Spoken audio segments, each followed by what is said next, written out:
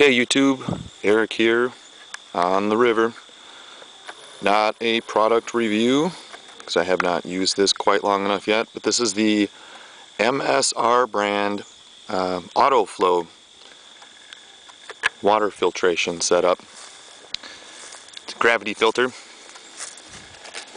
and I'm really liking it. I've only got, I think, about approximately 60 liters through here right now. So I can't quite call it a full-on review. Every bit of water I've put through here has been either from a stream or a river. And this is some of the unfiltered water, by the way. Not sure what this is going to show up, but just about 1 million floating things in there coming out of the river. I know some of the Wisconsin River libraries kind of say that they recommend not filtering this water because it's got too much crap in it, but it's going to plug up your filter. And this thing, I will say, does plug up quite regularly, and it is very easy to, I mean, every time I'm able to just back flush it with gravity, and it returns right back to brand new flow rate. So this is how it works. It's basically a little pinch valve right here. So as this is set up right now, that's 4 liters. There's a gallon of water in there right now. And I leave this hanging up overnight. I wake up in the morning, I need water for coffee. I mean, I come over here, attach that, and now look at the flow right here. I also have a MSR MiniWorks EX water filter. This filter flows 2 to 4 times as fast. I'm not doing a thing right now.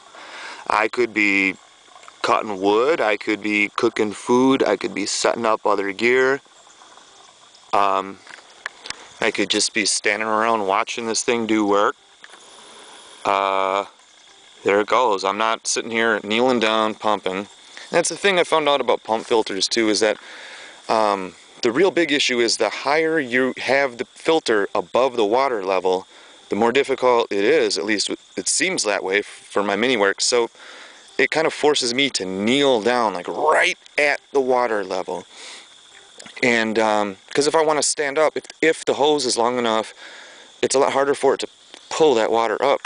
So anyways, as this gets full, which it is just about there, it always looks like it slows down at the end. And I'm back in this dirty water. I'm back flushing every 4 liters or so, and that is as simple as, I don't know, maybe I would do a separate video, because I think back flushing would be a lot easier with a bladder, but I don't mess around with hydration bladders. I use this old Nalgene, BPA free, and then I've got a couple stainless Nalgene bottles, and the 38-ounce ones.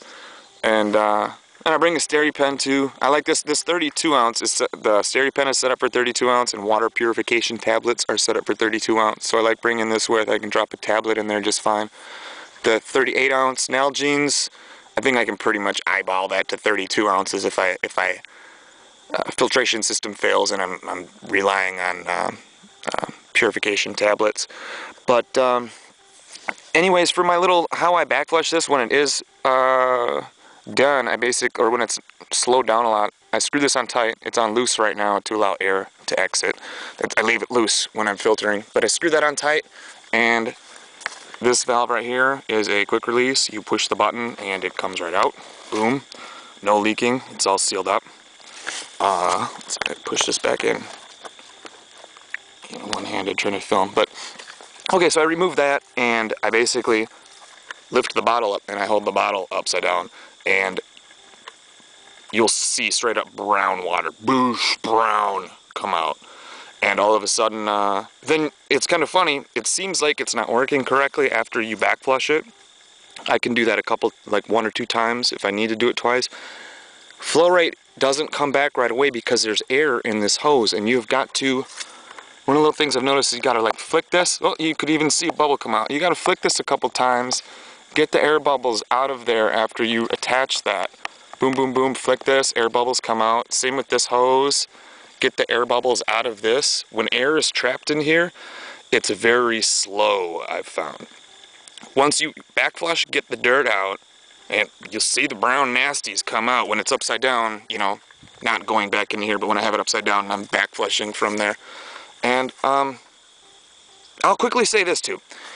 I'm very picky about water, okay? I will not drink tap water that hasn't been filtered in my Berkey filter, okay? And very picky about water. And one thing I've noticed, this has no carbon. So, and look, if you can see, it's leaving some of, I don't know how well it's turned out. This water is very stained. And even what comes out here, far less stained, but it's stained. There's color to that.